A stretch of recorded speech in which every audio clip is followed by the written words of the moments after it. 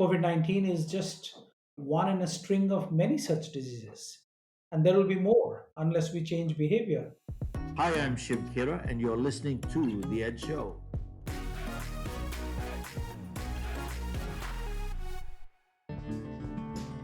Welcome to That Show, a podcast where I sit with some amazing personalities from across sectors and borders to have meaningful conversation on topics that matters to us.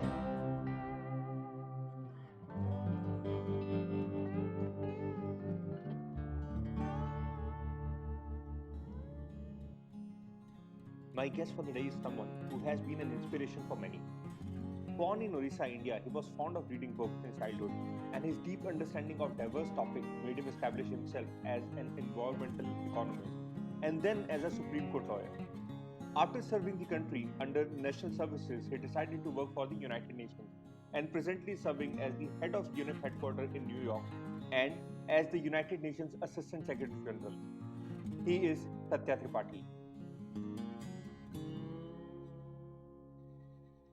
Hi Satya, welcome on the show. Thank you for having me. Satya, do you think that the Sustainable Development Goals agenda, since you are linked with SDGs since its foundation, you are a part of it, it suffers the consequences of the COVID-19 pandemic? Well, the SDGs, as it was being conceptualized, the person leading the work on behalf of the UN, of course, there were a lot of people involved, but the key person was Amina Mohammed, the current Deputy Secretary General, because she was then the special advisor to the Secretary General Ban Ki Moon, on the post 2015 development agenda. As the MDGs were coming to a close, there was a lot of discussions on what next. And then, of course, the world came together and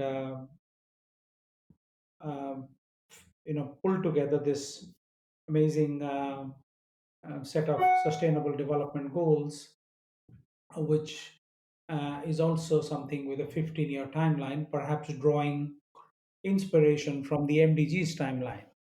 Now, the MDGs were kind of a closed loop conversation with very few people contributing to the formulation of the eight MDGs.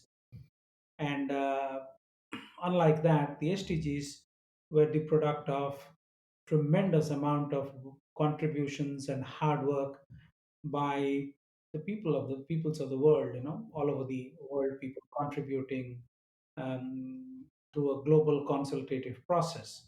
So it is not something kind of put up by the UN, which the MDG was often accused of.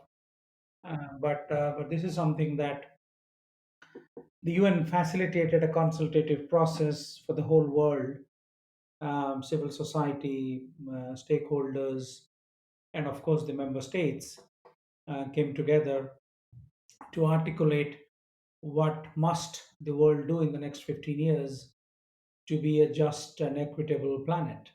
And that's how, while to some it might look like a laundry list of targets, because there are 17 SDGs and 169 targets, but at the same time, those are the bare minimum you need to be a just, equitable, and sustainable planet.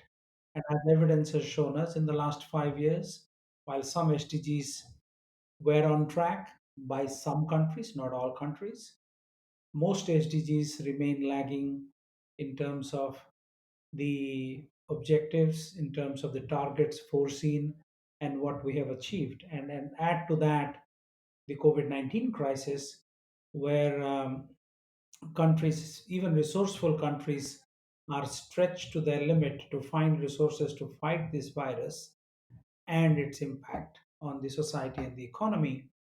And then, of course, that impacts the achievement of the SDGs, where we need to build a fundamentally different economic model where we take responsibility for our behavior and our actions and change course so that not just people, but the planet is also sustainable. And mind you, the planet doesn't need people. The planet has been here for hundreds of millions of years, and it will go on even if people are not around. So nature doesn't need people, people need nature. And it is time we shed our arrogance and start really internalizing this fact that humility and responsibility in terms of our own actions is extremely important for the planet to come back from the brink. And again, when I say planet, I'm again talking about people, because the planet will go on once people are not around. You are bang on with your statement that planet doesn't need people, nature doesn't need people, people need nature.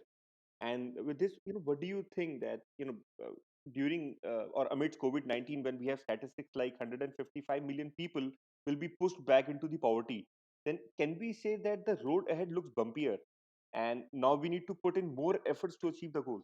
No, I mean, it's a simple thing. You can draw some inspiration from our climate example, where we have been talking for nearly 50 years now. The first time climate was formally put on the table was in 1972, around the World Conference on Sustainable Development. And the famous report led by Gro Harlem Brundtland, the Brundtland Commission. And it's been close to 50 years. And actually, 1972 was also the birth year of the UN Environment Program. And we haven't done much. I mean, there have been basic shifts in the needle, perhaps, that we can draw comfort from. But we just have fiddled and fiddled and fiddled as the human species. And you can, of course, fall back upon the old argument, which is you blame a set of countries. Perhaps you find great justifications in doing that, because the facts are the facts. But at the same time, what remains critical is that everybody needs to act. A problem created by 8 billion people cannot be solved by just the member states or a bunch of corporations who might bear greater share of the challenge and the problem. But at the same time, um, it's a problem created by people. That's why it's called anthropogenic climate change. Anthropos, which is us, and so when we have generated the climate change, we have to be the solution. So what does that mean? What it means is that people need to take responsibility for their actions, and not by blaming others, but by looking inward.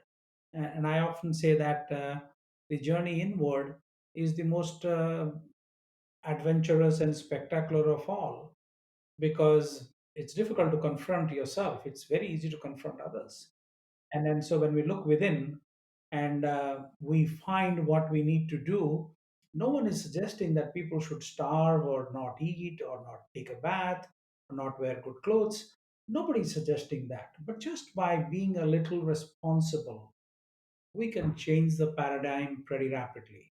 And the planet needs that in the next 10 years. So the SDGs are not the only important thing in the next 10 years, because if we don't meet the climate challenge, we're not going to achieve any of the SDGs either. So they are intertwined, intermingled, and we must act on multiple fronts Mhm. to achieve the goals we need to by the end of the decade. Satya, I completely agree that every single being on this planet is responsible for the environment concerns. But the marginalized society is facing the actual environmental threats, especially when we have statistics that about 132 million of the global poor lives in areas with high flood risk. And it's not just about living in high flood risk; it is also about understanding that people living in poverty are prone to environmental threats that our society cannot even see. Well, the let's look at the evidence. We just lost 5 million acres of forests and habitations in the west coast of the United States. 5 years ago, if you look back into Indonesia, um, at that time I used to be the head of an institution called UN Orchid, which was created by 10 UN agencies and inaugurated by the then Secretary General himself, to create catalytic environmental action. And there, in 2015, the forest and peatland fires burned almost 6 million acres of land in Indonesia, forest land, peatland, which contains methane. which is as much as, depending on whether it is long term impacts on short term impacts you're talking about, could be as bad as 90 times potency than CO2. And so that's the challenge. You look at the Australian bushfires or the hurricanes in the Caribbean, they're just mounting in numbers and intensity and frequency. Look at the Kerala floods in India. A few years ago, when we had those floods, we were reminded that this was a once in a 100-year flood. Then again, 3 years later, we had another flood, and uh, which was a few months ago, and again, same intensity and severity. So the point is that these are not aberrations in the weather patterns. These are not rare occurrences anymore. The evidence is mounting. The Siberian lakes, the permafrost in the lakes are melting, and the methane is bubbling up to the surface. The ice sheets in Greenland are melting. The Arctic Commission, set up by the US government, came up with its report a few months ago and basically told us that the Arctic ice is melting 30 times faster than it was a few decades earlier. So, one could go on and on and on, and the poor will pay the price. The marginalized will pay the price. The vulnerable will pay the price because they have very little resilience. The well-to-do uh, people, the people who can afford to tide over a crisis, are always in a better place. Let's look at the digital economy. Um, it has empowered people like never before. But even as COVID struck, people that are in the digital economy can actually work from home. Not so for people that work in the grocery stores, or people that work in their farms, people that work in the transport sector, in the physical economy, because without them, we'll all be dead and there will be no economy. So they keep us alive, and they're on the front line, the doctors, the nurses, the paramedics. And uh, they suffer the most. If you look at the case in the United States of America alone, where I am based at this time, if you look at the fatalities from COVID 19, you see that marginalized communities, poor and the vulnerable, have the highest fatality rates. And same in other parts of the world. Many a time it's lack of access to appropriate medical care within the time frame, because the virus decides the time frame of infection and uh, to mortality. So this is something that we really need to keep in mind, that you cannot have climate justice without equity, Mm. and you cannot have equity without transitioning to a green economy, which is where man's actions are in harmony with the sustaining capacity of nature. This actually leaves me with two different questions, and both are on two different streams. So one of the question is that COVID, as per certain reports, that COVID-19 has actually gave the opportunity to our nature to heal itself.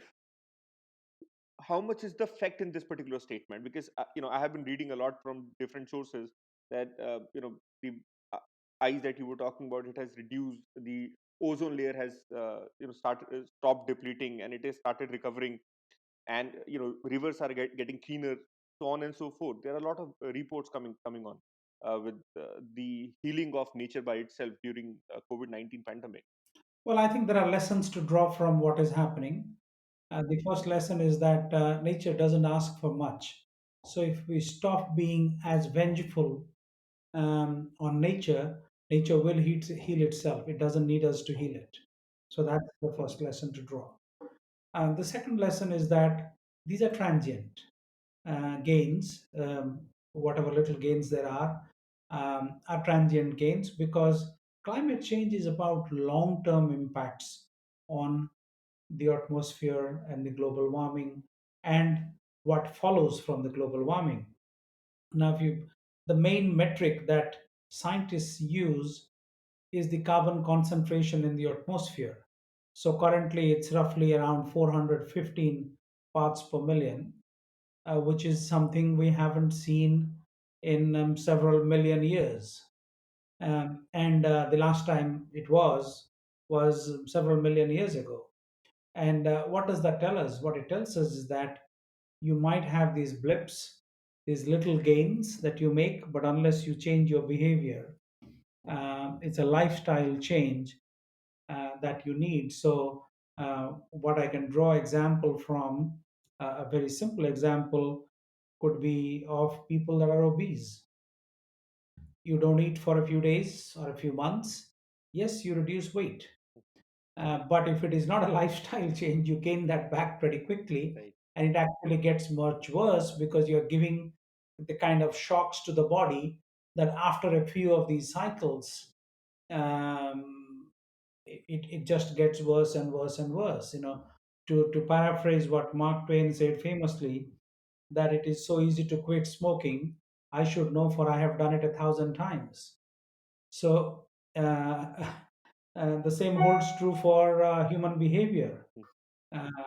Unless we really change the way we do business with nature and how we treat planet Earth, um, these occasional shifts in behavior ordained by situations beyond our control are not really going to save the planet. Mhm.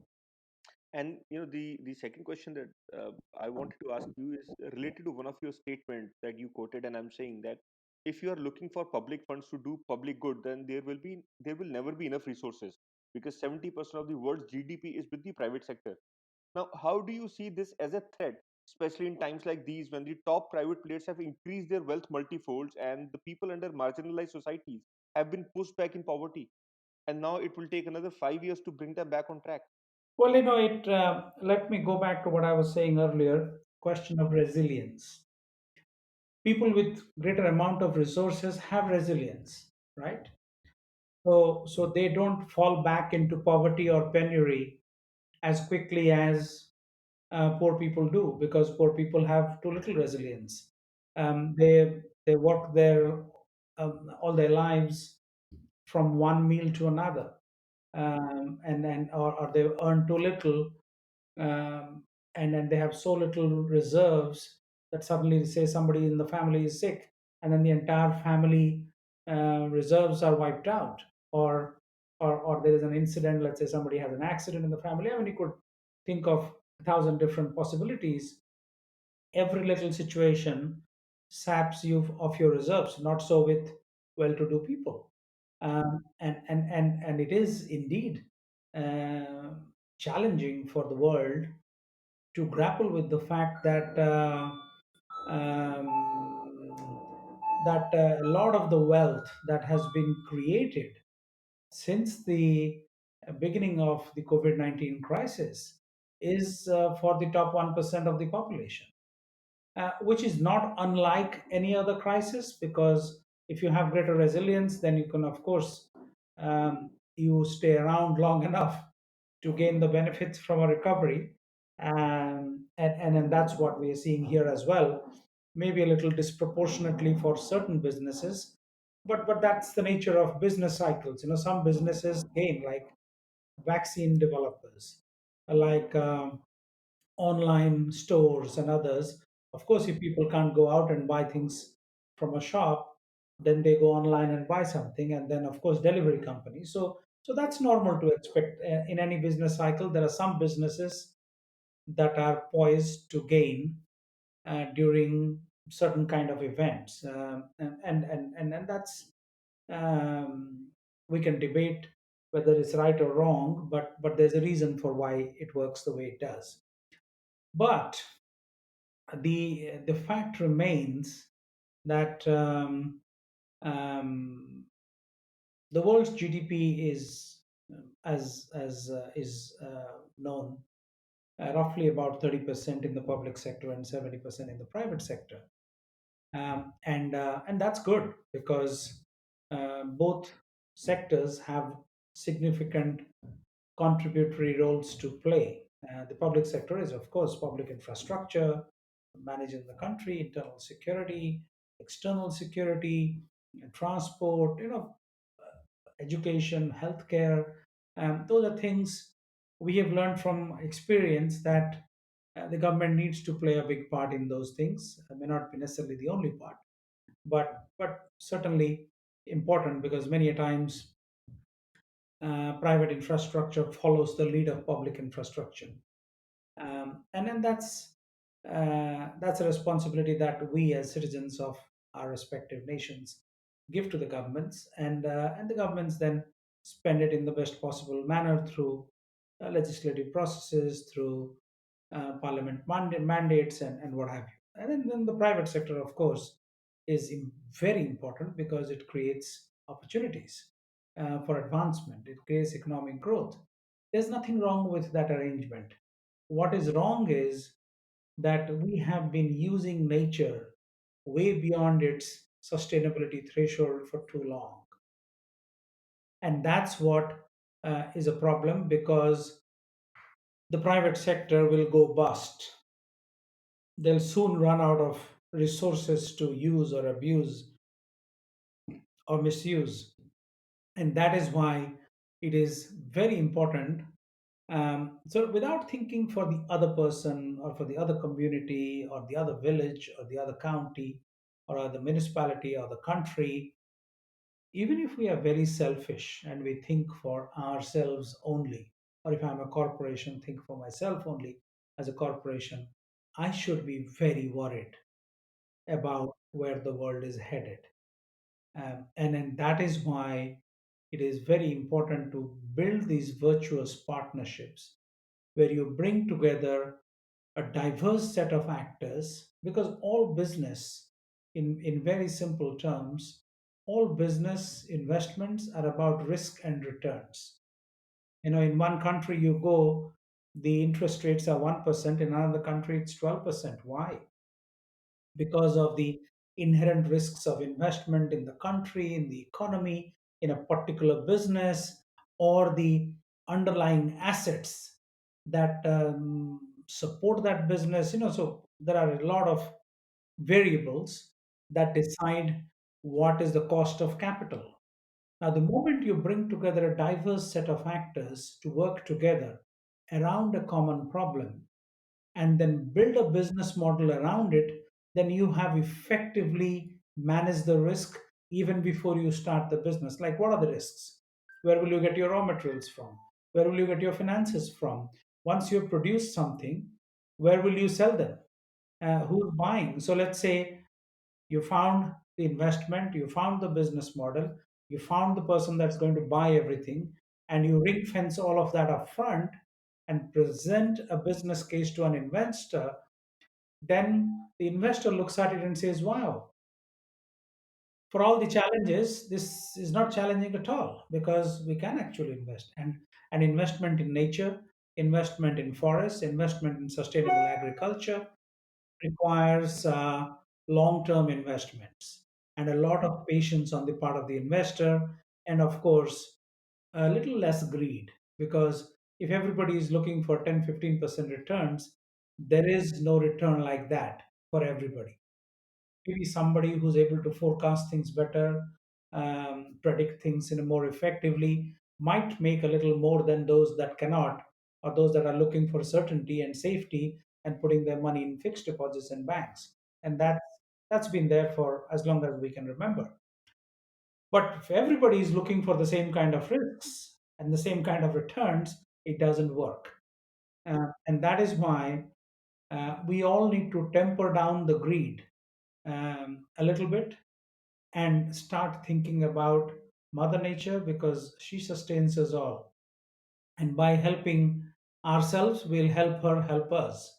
And so, if we can figure out a way to channelize resources into nature positive investments, then I think it's a win win for literally everyone. And when I say figuring out, just to give you an example, if you take the top uh, 300 pension funds in the world, and there are thousands of them, by the way, um, they manage $18 trillion in assets. And they're all long term investments because pension funds are not looking to make a quick buck. Maybe a certain small percentage of that is, but because they need the liquidity and the cash flows to keep paying the pensions in the shorter term. But most of their investments are long term. Same with insurance companies for their corpus.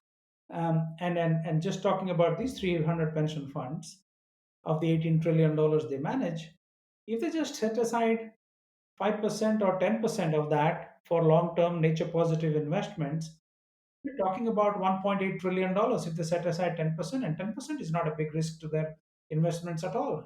It's a small risk. But that small risk will be worth huge returns for Mother Earth. And then that's how we all need to start thinking. There's a shift, and the Secretary General has spent an entire year harping on this point, that we need to be mindful of three things: climate change and the tremendous impact it will have on all the 7.8 million species inhabiting the planet, but most certainly the humans, because we use pretty much 75% of all the resources already. And the second is sustainable finance, because without money, all the best ideas don't mean much. And lastly, adaptation, because we have not acted for so long that we need to, whatever we do would have to be adaptation positive. Like, you want to go into forest, you have to bring back forest while you are producing something. And this is something we, UNEP supported the Tropical Landscapes Finance Facility in Indonesia, where the first project there is of $350 million, a partnership with the tire company Michelin to protect a 400,000 hectare rainforest landscape. About 23% of the land was already degraded through illegal logging and plundering, and the government gave that land as a concession. So 50,000 hectares of that land is being now preserved, and the carbon stock is being enhanced by the Worldwide Fund for Nature (WWF), and another 38,000 hectares is being used by Michelin to put up the world's largest sustainable rubber plantation, with a productivity 125% of what is the average productivity in Indonesia now. And then that employs 50,000 people directly and indirectly, and all of it without any government subsidies. It's all private investment, but because a whole variety of stakeholders came together and built a partnership, so the investors feel confident. Something similar is happening in Andhra Pradesh state of India, where they're converting 60 lakh farmers to zero chemical farming and producing clean food. And more importantly, the input costs are 80% less compared to conventional agriculture, and the output goes up anywhere between 20 to 200%. And as of now, they have almost converted 10 lakh farmers. And there, different investors are coming up and investing in that program, um, with incredibly low rates of interest.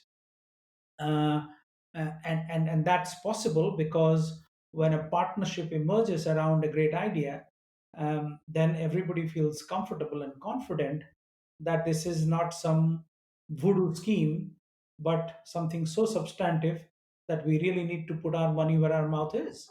And that's what is happening in Andhra Pradesh. And mind you, all of that does not really, even the loans at ultra low costs of interest, they will be repaid by the government, but the government is in the process going to save 5 times more money actually, because when you're not using fertilizers, you don't have to give fertilizer subsidies. In the next 10 years, Andhra Pradesh will roughly spend about 35,000 crores in fertilizer subsidies. And if you look at farm electricity subsidies, that will be 60, 70,000 crores. Whereas the total investment on converting 60 lakh farmers um, is roughly about 10,000 crores. So it's a win-win-win for everybody, including Mother Earth. On one end we have one of the biggest Swedish retailer, which has been, in reports that they are illegally, deforesting couple of European forests, right? Illegal logging and other things. And secondly, when we talk about the tropical rainforest and giving it to corporate, so corporate usually plant the kind of trees which they would want to use in the near future.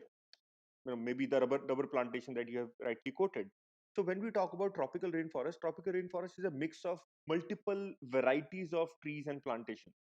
However, when we are putting in only one particular kind of or two particular kind of trees, and do you think that it is also kind of, as we say in India, that excess of everything is always bad? Our elders always say that.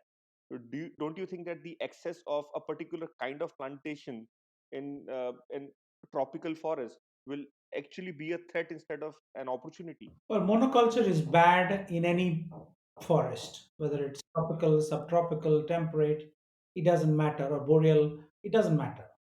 The monoculture is bad because nature did not conceive forests to be monoculture. For so there has to be species diversity across the board, and that's absolutely um, goes without saying. We don't need to discuss that because that's a fact.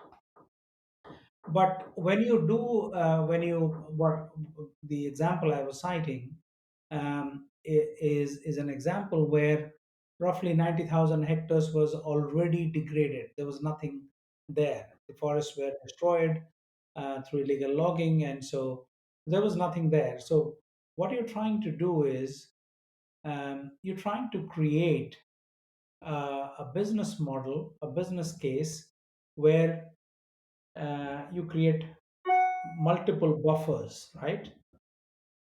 So even though roughly 90,000 hectares is destroyed, nearly 300,000 hectares forest still remains. So the idea is not to touch that, and but to protect that. And how do you protect that? So the immediate horseshoe ring around that forest is the protected area that WWF is managing. So it's a 50,000 hectare forest area actually, which is coming back as a diverse forest. So that's not a monoculture by any chance. Now the extreme outer ring, which was completely gone. So that's where the rubber is coming up, and rubber is a more beneficial species as compared to oil palm or any of these other productive species that commercial farming uses. So in that, it is rubber is a tree. It's not a shrub, and it's not an oil palm. So that's a big advantage. And also, you don't cut down rubber trees every 3 years because rubber is beneficial when you have a strong tree, very healthy and productive, so that you can tap the rubber from it. So it lasts for decades. Not in that sense, it's not a plantation forest where you need to cut down um, every few years. So that's the advantage. And also, the idea is to create a business model where you can actually replicate these to protect. The harm is already done. So this is not uh, taking down forest to put up a plantation, a rubber plantation, but a forest that didn't exist anymore. And the rest of the forest was going. So how do you arrest the fall um, or the decimation of the forest? So the 50,000 people I mentioned, 16,000 directly employed, and 34,000 through the tertiary and secondary sectors of the economy. These are the same people, mostly, not everyone perhaps, that were being brainwashed and used by vested interests to cut down the forest. So, creating a people planet compact is key to protecting Mhm. the natural wealth. And so that's what it is. And what do you have to say about the bigger furniture giants, which are illegally cutting down trees and are responsible for deforestation? How do you see organizations like these as a threat? Well, I think every organization that is proven to be doing this must be taken to task to the full extent of the law where the violations happen. But picking up on what you asked in terms of a broader theme, what is important is to understand that this is not an endless picture. There is no bottomless picture in terms of nature. Nature works in sustainable stocks and flows. So if you keep the stocks intact and healthy, the flows will continue perennially. If you don't, then um, then you lose them, whether through natural loss of forests or through global warming and the loss of moisture in the atmosphere and accidental forest fires turning to humongous fire events at a planetary scale. We've seen all that, and we'll see many more of it. So it's a zero sum game, but nature isn't a zero sum game if we support, sustain, and strengthen nature.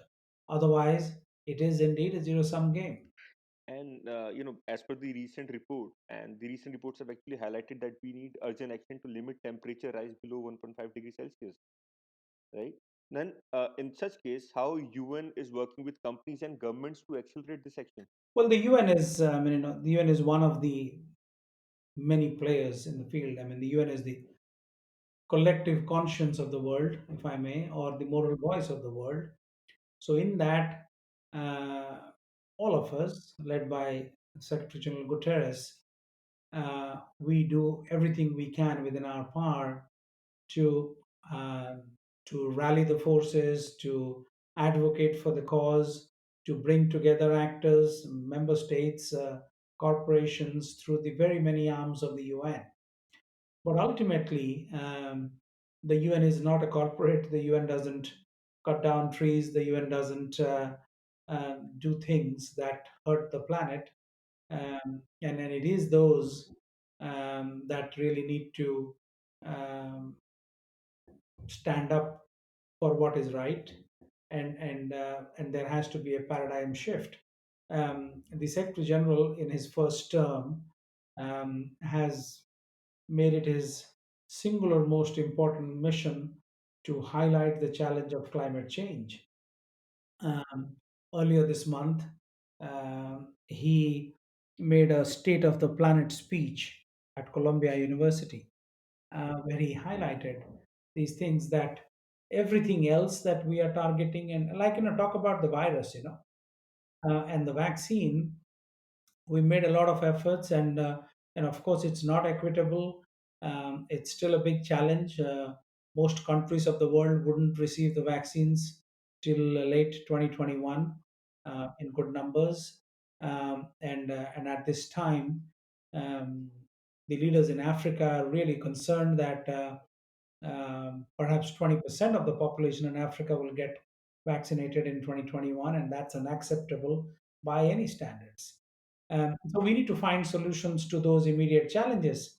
But the bigger challenge is this: we at UNEP and the International Livestock Research Institute, ILRI, we together published a study a few months ago, and that tells us that 75% of the new diseases that humanity has been confronted with in the last few decades are zoonotic diseases, where pathogens jump from animals to humans.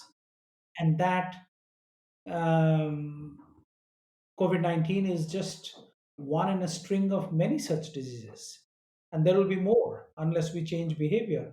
And that has happened because we have pretty much taken over 75% of the habitat, pushing all the other 7.8 million species into a much more confined space, resulting in either we cohabiting their space or they cohabiting with us. And so this was bound to happen sooner or later. And so COVID 19 is not the last pandemic in human history. I'm reasonably certain there will be more.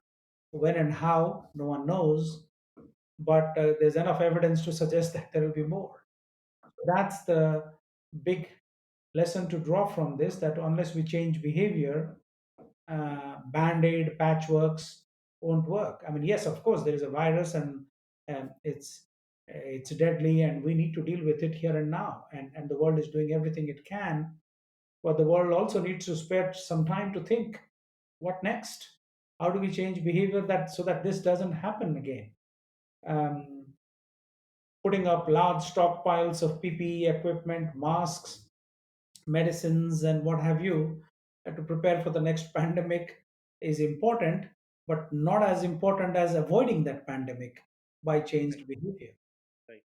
And especially the rise in epidemics, as per WHO report, has actually gave us the idea of how, we are actually living in a threat, and COVID-19 is just a start, and there could be many other outbreaks.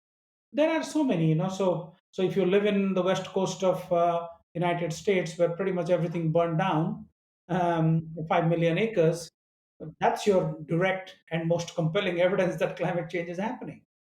Or if you live in the Caribbean, where the hurricanes are happening with alarming regularity, completely sapping the countries in the Caribbean region of their wealth and resources and all development gains, or the bushfires in Australia, or the forest fires in Indonesia, or the floods and the droughts in India. I mean, people are getting much more direct evidence for a long time. uh, Perhaps COVID is a much more immediate and Mhm. existential threat, but these threats have been around for a while. We just need to open our eyes and listen to the science. And there is another statistics which states that by 2050 the global population is projected to hit 9 billion plus people. How can we, if this is the case, then how can we improve our current system so that we can reduce inequalities and we can also improve environment at the same time? By not asking the wrong questions. Of course, the numbers are, some say 9, some say closer to 10. It doesn't matter. The numbers will be more. So even assuming it is 9 billion and not 10 billion, the question people often ask are in false binaries. The question they ask is, how are we going to feed 10 billion people by 2050? And that's the wrong question to ask. The right question to ask is, how are we going to improve fertility, the productivity of land? How do we improve the factor of productivity? How do we make food much more clean and healthy so that we don't have a public health epidemic on our hands, which we already do? And that is possible by looking simply at the fact that currently the world wastes pretty much 40% of everything that is produced. From cradle to grave, we waste 40% through poor agricultural practices, through poor plant nutrition, or pesticides and herbicides, and then poor storage, poor transportation, poor processing, and then, of course, in many countries around the world, food is lost by the hundreds of millions of tons on the table. We just are too greedy. We take food and we don't eat and we throw it away. So if you figure that out, that 40% waste is to zero as of now, then you are talking about being able to feed 60% more people. So if the world's population is 8 billion now, then you can actually feed 60% more people without needing an extra inch of land. So that's the question to ask. And those are the challenges to solve, rather than asking the wrong questions. And of course, um, as they say, it's the question stupid. So if you ask the wrong questions, no wonder you get the wrong Yes. answers. And with this, it's time to say goodbye to you, Satya. It was pleasure having you on the show. Thank you so much, Himanshu. A pleasure. Thank you for listening to The Ed Show. You can now listen to the same podcast on Apple and Google Podcasts, or you can watch it live on YouTube. And I'll see you in the next episode. Till then, stay safe and stay happy.